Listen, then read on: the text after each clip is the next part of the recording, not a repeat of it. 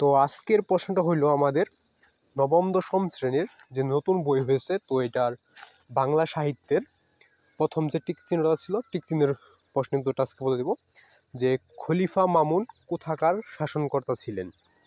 তো তোমরা স্ক্রিন দেখতে পাচ্ছ যে প্রথম টিক চিহ্নটা হলো তোমাদের খলিফা মামুন কোথাকার শাসনকর্তা ছিলেন। এখানে কিন্তু তোমাদের চারটা অপশন রয়েছে। কতে রয়েছে বাগদাদ, খতে রয়েছে ডেমাস্ক, ছোট গতে রয়েছে সিরিয়া এবং বড় গতে রয়েছে ইরান। তো চারটার মধ্যে কিন্তু একটা উত্তর হবে। তো উত্তরটা দেখার আগে তোমরা চ্যানেল নতুন হয়ে থাকলে চ্যানেলটাকে সাবস্ক্রাইব করবে, অল নোটিফিকেশন করবে, ভিডিওতে একটি লাইক করবে। তো আমরা এর পরবর্তীতে আর একটা তোমাদের টিক চিহ্ন আছে এই অধ্যায়ে। তো এটার লিঙ্ক এই ভিডিও ডেসক্রিপশন ও পিন কমেন্টে তোমরা পেয়ে যাবে। পিন কমেন্টে একটা লিঙ্ক দেওয়া আছে, ওইটার মধ্যে ক্লিক করলেই তোমরা ওই টিক চিহ্নটা পেয়ে যাবে। এবং ওই টিক চিহ্নটা সরাসরি তুমি যদি ইউটিউবে বা গুগলে সার্চ করো তাহলেও কিন্তু পেয়ে যাবে। তো আজকে শুধু আমরা একটা টিক চিহ্নের উত্তরটি জেনে নেব যে খলিফা মামুন কোথাকার শাসনকর্তা ছিলেন। তো উত্তর দেখার আগে তোমাদের জন্য এত কষ্ট করে ভিডিও করি, অবশ্যই একটা করে সাবস্ক্রাইব তো তোমাদের কাছে পেতেই পারি, তাই সকলে একটা করে সাবস্ক্রাইব করে নেবে। তো তোমাদের কাছে কিন্তু আর কিছু চাওয়ার নাই। তো অপশনগুলো আবার দেখে নেওয়া যায়। কত রয়েছে বাগদাদ, কত রয়েছে ডেমাস্ক, ছোট কত রয়েছে সিরিয়া এবং বড় কত রয়েছে ইরান।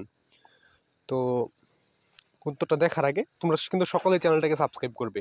এবং আর কোনটা তোমরা জানতে চাও, কোন প্রশ্নের উত্তর লাগবে, ওই প্রশ্নটা এই কমেন্ট বক্সে বলে গেলে আমি অবশ্যই উত্তরগুলো তোমাদের দিয়ে দেবো।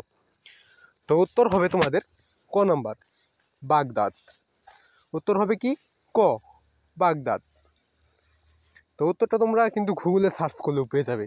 গুগলে যদি তুমি সার্চ করো যে খোলাফা মামুন কোথাকার শাসনকর্তা ছিলেন, গুগল থেকে তুমি উপরে দেখতে পাবে লেখা আসবে যে বাগদাদ। তো খোলাফায়ে মামুন বাগদাদের একজন শাসনকর্তা ছিলেন।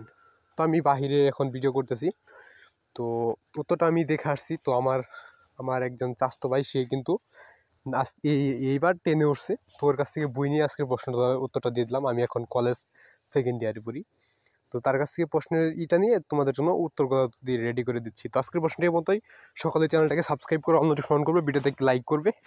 তো আমি এখন খুবই তো সকলে চ্যানেলটাকে সাবস্ক্রাইব করবে এবং অল নোটিফিকেশন করে রাখবে, এবং দেখা হবে আবার পরবর্তী কোনো এক ভিডিওতে। তো সে মতো সকলে ভালো থাকবে, সুস্থ থাকবে, আবার দেখা হবে পরবর্তী কোনো একটা ভিডিওতে।